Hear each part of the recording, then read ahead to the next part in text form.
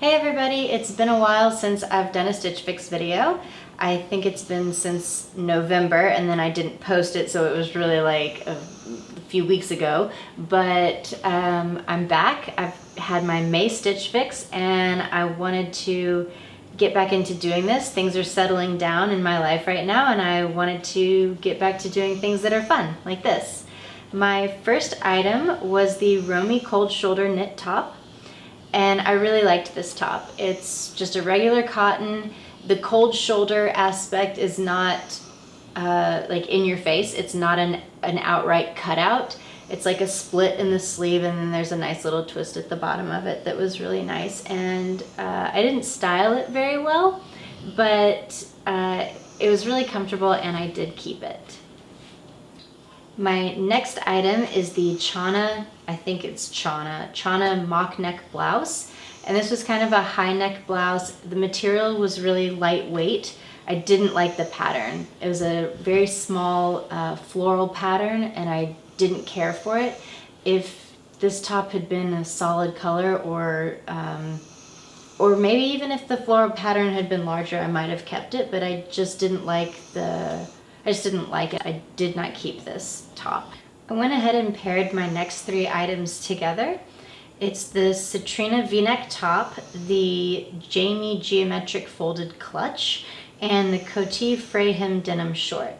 I loved this top. Right out of the box, I knew I was gonna keep it. It was really lightweight. I really liked the pattern. It's really earthy and summery at the same time, and I just knew that I was gonna keep it. And the clutch, I've kept one other purse that I've gotten from Stitch Fix. This was just perfect. I like the pattern.